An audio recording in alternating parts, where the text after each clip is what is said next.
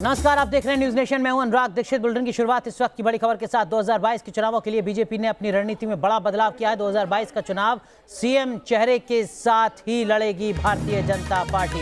उत्तर प्रदेश में योगी आदित्यनाथ के चेहरे पर भारतीय जनता पार्टी विधानसभा का चुनाव लड़ेगी। इस वक्त की बड़ी खबर हम आपको बता रहे हैं। उत्तर प्रदेश के विधानसभा चुनाव से जुड़ी इस वक्त की बड़ी खबर। भारतीय जनता पार्टी ने ऐलान किया है कि उत्तर प्रदेश में योगी आदित्यनाथ चेहरा होंगे। चुनाव से पहले उत्तराखंड में पुष्कर धामी, मणिपुर में वीरेंद्र सिंह होंगे सीएम का चेहरा। वहीं दूसरी तरफ पंजाब में दलित चेहरे के साथ चुनाव लड़ा जाएगा।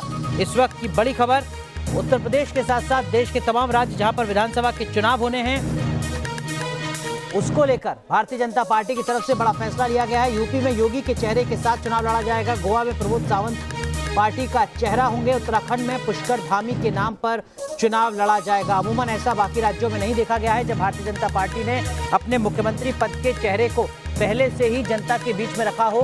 2017 में भी इस तरीके की स्थितियां नहीं थी, लेकिन अब बड़ा ऐलान भारतीय जनता पार्टी की तरफ से किया गया है। जहां गोवा, उत्तराखंड के साथ साथ उत्तर प्रदेश को लेकर बड़ा ऐलान। योगी आदित्यनाथ के चेहरे के साथ विधानसभा का चुनाव लड़ेगी भारतीय जनता पार्टी। हमारे सहयोगी विकास चंद्रा हमारे साथ जुड़ चुके हैं। इस वक्त की बड़ी खबर। विकास, एक बड़ा रणनीतिक बदलाव भारतीय जनता पार्टी के इस फैसले में भी।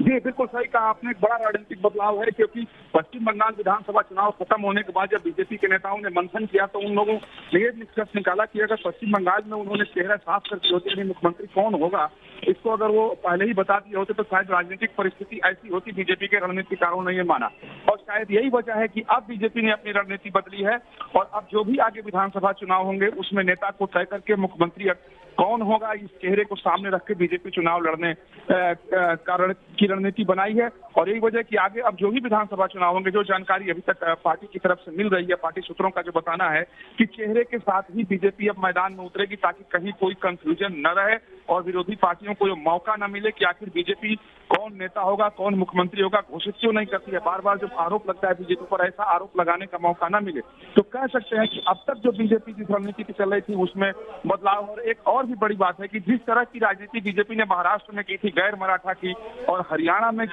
बीजेपी ने किया था गैर जाट की, उस तरीके का फिर से एक बार वो पंजाब में करती हुई नजर आ रही है। उसकी रणनीति बन रही है कि अब वहाँ दलित कार्ड बीजेपी। लेकिन विकास, यही लोगों के जहन में बड़ा सवाल है कि जब 3 राज्यों में चेहरे के नाम का ऐलान हो गया तो पंजाब में सिर्फ दलित चेहरा क्यों, नाम का ऐलान क्यों नहीं? जैसे विजय सांपला के बारे में कहा जा रहा है, जो जानकारी मुझे मिली, सूत्र जो बता रहे हैं कि पंजाब में बीजेपी विजय सांपला को अपना वहां चेहरा बनाएगी और वहां दलित कार्ड इसी के नाम पर खेलेगी, क्योंकि वहां बीजेपी चाहती है कि जो अभी तक की वहां की राजनीति है उस दिशा।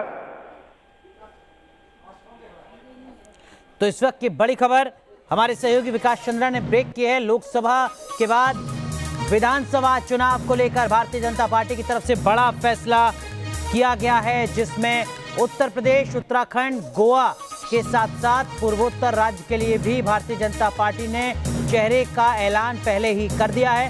बड़ी खबर ये कि उत्तर प्रदेश में विधानसभा का चुनाव लड़ा जाएगा योगी आदित्यनाथ के चेहरे के साथ। इसी के साथ जो तमाम अटकलें अब तक लगती रहीं भारतीय जनता पार्टी में सूबे की सियासत में, उन तमाम अटकलों को विराम दिया है भारतीय जनता पार्टी के स्तर पर, संगठन के स्तर पर।